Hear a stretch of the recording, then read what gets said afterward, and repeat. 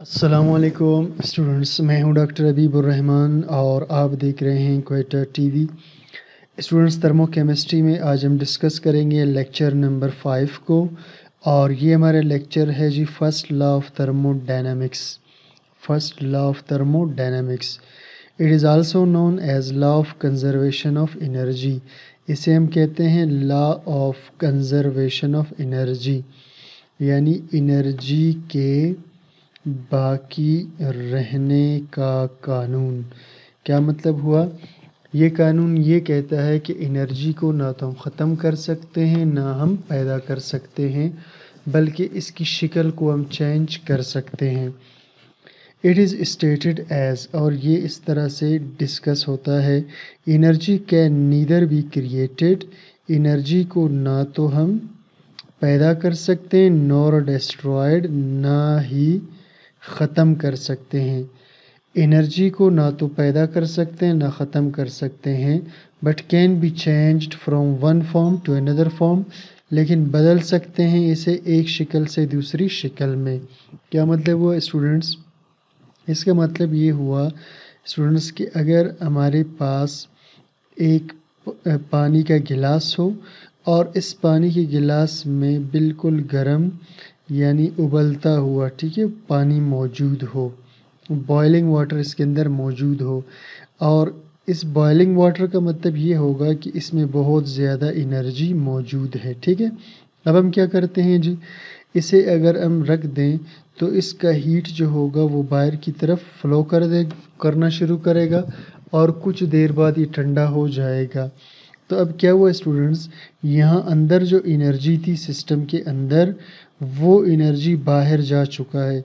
Energy ख़त्म नहीं हुआ, बल्कि एनर्जी ने अपनी शक्ल बदल दी, एक बर्तन से दूसरे की तरफ चला गया या एक जगह से दूसरी तरफ चला गया। तो इसे हम कहते हैं कि एनर्जी को ना ख़त्म कर सकते हैं और ना ही पैदा कर सकते हैं। या इसे यूँ भी डिस्कस करते हैं, the energy lost by system is equal to energy gained by the surrounding. वो एनर्जी जो ज़ाया किया किसी सिस्टम ने, वो बराबर होता है उस एनर्जी के जिसे हासिल कर लिया सराउंडिंग ने। देखिए जी, इस बर्तन के अंदर से जो एनर्जी बाहर की तरफ ज़ाया हुआ, तो इसने एनर्जी को लॉस किया। ठीक है, इसने एनर्जी को लॉस्ट किया, लेकिन जो सराउंडिंग था उसने उसी एनर्जी को गेन कर दिया। तो ये जो लॉस्ट एनर्जी है ये बिल्कुल बराबर होगा किसके? गेन एनर्जी के, सिस्टम ने जो लिया। But the total energy of the system is always constant, लेकिन जो टोटल एनर्जी होता है, सॉरी सिस्टम ने यूनिवर्स का, लेकिन जो टोटल एनर्जी होता है यूनिवर्स का इज़ ऑलवेज कांस्टेंट, वो हमेशा क्या होगा जी? कांस्टेंट होगा। अब मिसाल के तौर पर स्टूडेंट्स, एनर्जी में जब चेंज आता है यूनिवर्स का, तो वो असल में बराबर होता है जब एनर्जी में चेंज आ जाए सिस्टम के और प्लस एनर्जी में चेंज आ जाए सराउंडिंग के। यानी एक चीज़ की एनर्जी में जब चेंज आती है तो वो दूसरे में चली जाती है, और इसकी एनर्जी में जो चेंज आ जाए तो वो इसके अंदर चली जाती है। तो चूँकि चेंज सिर्फ अपनी शक्लें बदल रहा है, हकीकी चेंज कोई नहीं हुआ, इसलिए हम इस चेंज को क्या कहते हैं जी? ज़ीरो कहते हैं। यानी कुल एनर्जी चेंज क्या हुआ? ज़ीरो हुआ। Internal energy changes when a system either gives off, internal energy बदलती है जब कोई सिस्टम गिव्स ऑफ देता है और गेंस या लेता है एनर्जी को, हीट को। Internal energy changes when a work is either done by the system, internal energy में तब्दीली आती है जब कोई काम किया जाए सिस्टम के ज़रिए ऑन दी सराउंडिंग, माहौल पर। यहाँ देखिए जी, ईट जो सिस्टम से बाहर खारिज हुआ तो सिस्टम ने अपने सराउंडिंग पे काम किया, इसे हम कहते हैं work is done by the system on the surrounding, और work is done on the surrounding, sorry, और work is done by the surrounding on the system, या फिर काम किया है सराउंडिंग ने सिस्टम पर। क्या मतलब हुआ? यानी एक अगर हम पानी के बर्तन ले और उसको हम हीट करना शुरू कर दे, तो ये हमारा सिस्टम है जो पानी है इसके अंदर, और ये उसका सराउंडिंग है जो उसे हीट दे रहा है। अब क्या हो रहा है, अब work is done by the surrounding on the system, यानी सराउंडिंग काम कर रहा है किस पर, सिस्टम पर। The total energy in the total change in the internal energy is the sum of work and energy. तो टोटल चेंज जो इंटरनल एनर्जी में होता है किसी सिस्टम के, वो मजमुआ होता है किस चीज़ का जी, वर्क एंड एनर्जी, वर्क का और एनर्जी का, वो मजमुआ होता है वर्क और एनर्जी का, जिसे हम जाहिर करते हैं delta E is equal to Q plus W.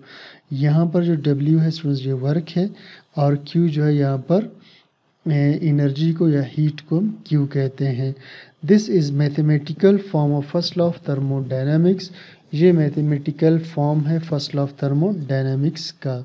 Internal energy of the system changes, और इंटरनल एनर्जी सिस्टम का बदलता है when work is done by the system on its surrounding, जब सिस्टम काम करे अपने सराउंडिंग पर, यानी सिस्टम में से कोई हीट निकल जाए सराउंडिंग में, ये सिस्टम है और बाहर सराउंडिंग है, तो जब सिस्टम काम करे अपने सराउंडिंग पर और work is done by the surrounding on the system, या फिर काम हो या फिर काम किया जाए सराउंडिंग के ज़रिए सिस्टम पर, यानी बाहर से हीट एब्जॉर्ब हो सिस्टम के अंदर। अब इसकी कुछ मिसालें देखते हैं। An electron in an atom is forced to go away, जब एक इलेक्ट्रॉन को किसी एटम से फोर्स लगाकर निकाला जाए, गो अवे निकाला जाए फ्रॉम द न्यूक्लियस, न्यूक्लियस से, यानी फ़र्ज़ करें स्टूडेंट्स कि ये एक एटम का न्यूक्लियस है जिसमें प्रोटॉन मौजूद हैं, और ये उस एटम का एक शेल है जिसमें इसके इलेक्ट्रॉन मौजूद है। अब अगर इस इलेक्ट्रॉन को फोर्स लगाकर यहाँ से रिमूव कर दिया जाए, तो इसके लिए हमें क्या करना पड़ेगा, इसके लिए हमें इस सिस्टम को यानी इस एटम को एनर्जी देना पड़ेगा, हीट देना पड़ेगा, एनर्जी देना पड़ेगा। तो an electron in an atom is force to go away, जब किसी इलेक्ट्रॉन को किसी एटम से निकाला जाए फ्रॉम द न्यूक्लियस, न्यूक्लियस से, a cation is isolated from anion, और एक कैट आयन को अलग किया जाए, दूर किया जाए एन आयन से, in an ionic compound, ionic compound में। फ़र्ज़ करें स्टूडेंट्स ये एक आयनिक कंपाउंड है जिसमें सोडियम और क्लोराइड आपस में जुड़े हुए हैं। अब इस दोनों को अलग करना, इसके लिए भी काम करना पड़ेगा, एनर्जी लगाना पड़ेगा। A fixed amount of gas is compressed into a smaller volume, एक फिक्स अमाउंट ऑफ गैस है एक बर्तन के अंदर, ठीक है, यहाँ पर एक गैस बंद है एक बर्तन में, तो एक फिक्स अमाउंट गैस का कंप्रेस किया जाए, जब इसे दबाया जाए, जब इस पर बाहर से प्रेशर लगाया जाए, इनटू स्मॉलर वॉल्यूम, छोटे से वॉल्यूम में, under the influence of external pressure, बैरूनी प्रेशर के ज़ेरे असर, या जिसे हम कहते हैं pumping of air in the tyre, जैसे किसी टायर को, गाड़ी के टायर को या मोटरसाइकिल के टायर को हवा देना। तो इन सब केसेस में क्या हो रहा है, इन ऑल अबव केसेस, इन सारे केसेस में work has been done on the objects, काम किया गया है चीज़ों पर यानी सिस्टम पर, इन सब में हमने सिस्टम पर काम किया, यानी इन सारी मिसालों में ये एटम क्या चीज़ था जी, ये सिस्टम था जिस पर काम किया गया, ये जो सोडियम और क्लोराइड जो आयंस थे, जो आयनिक कंपाउंड था, ये सिस्टम था जिस पर काम किया गया, और जो गैस अंदर बंद था ये एक सिस्टम था जिस पर काम किया गया। Has the energy of the objects increase, बस इनका एनर्जी क्या हो जाएगा जी, बढ़ जाएगा, क्योंकि यहाँ भी हम एनर्जी दे रहे हैं, इनको तोड़ने के लिए भी एनर्जी दे रहे हैं, और इसे प्रेशर देकर भी एनर्जी दे रहे हैं। अब अगले एग्जांपल्स देखते हैं जी। Petrol burns inside an engine, किसी गाड़ी के इंजन में पेट्रोल का जलना। Wood and coal burn inside an stove, और लकड़ी और कोयले का जलना किसी स्टोव के अंदर। टायर ऑफ कार बर्स्ट, और किसी गाड़ी के टायर का फट जाना। इन ऑल अबव केसेस, इन सारे केसेस में work has been done by the system on the surrounding, इसमें काम हुआ है सिस्टम के ज़रिए माहौल पर, ठीक है, यानी सिस्टम ने काम किया अपने सराउंडिंग पर। Hence energy of system decrease, बस एनर्जी सिस्टम का क्या होगा जी, कम हो जाएगा, क्योंकि जब सिस्टम की एनर्जी निकल कर सराउंडिंग में जाएगी तो सिस्टम का एनर्जी कम हो जाएगा। Note Q is positive when system absorbs energy। ये स्टूडेंट्स इक्वेशन ये अभी जो थोड़ी देर पहले हमने पढ़ा था फर्स्ट लॉ ऑफ थर्मोडायनामिक्स, जिसे हम कहते थे delta E is equal to Q plus W। ठीक है, अब इसके बारे में आ रहा है जी Q is positive when system absorbs energy. अगर कोई सिस्टम हीट को एब्जॉर्ब कर रहा है, जैसे फ़र्ज़ करें यहाँ पर हम किसी सिस्टम को हीट दे रहे हैं, ये हीट को एब्जॉर्ब कर रहा है, तो फिर Q का जो साइन होगा वो पॉजिटिव होगा इस इक्वेशन के अंदर, यानी एंडोथर्मिक रिएक्शन में। और Q is negative when system releases energy, और इसी इक्वेशन के अंदर Q का साइन नेगेटिव होगा व्हेन सिस्टम रिलीज एनर्जी, जब रिलीज करे सिस्टम एनर्जी को एक्सोथर्मिक रिएक्शन में। यानी फ़र्ज़ करें अगर हम चाय का एक कप रख लेते हैं, ठीक, और उसमें से हीट निकल रहा है, तो फिर Q का साइन क्या होगा, माइनस होगा फर्स्ट लॉ ऑफ थर्मोडायनामिक्स में। W is positive when work is done on the system by surrounding, और इसी तरह इस इक्वेशन के अंदर ये जो W है ये पॉजिटिव साइन के साथ होगा, ये वाला W पॉजिटिव साइन के साथ होगा when work is done on system by surrounding, यानी जब सराउंडिंग काम कर रहा हो सिस्टम पर, जिसे हम कहते हैं एंडोथर्मिक रिएक्शन, तो यहाँ पर W पॉजिटिव लिया जाएगा। W इज़ नेगेटिव, और W को फिर हम नेगेटिव साइन के साथ लेंगे when work is done on surrounding by system, जब काम करे सराउंडिंग, जब काम हो सराउंडिंग पर सिस्टम के ज़रिए। यानी जैसा कि ऊपर वाला एग्जांपल हमने डिस्कस किया था कि जो हीट खारिज हो रहा है, तो चूँकि सिस्टम अपने सराउंडिंग पे काम कर रहे, तो यहाँ पर हम W को क्या लेंगे जी, पॉजिटिव साइन के साथ लेंगे।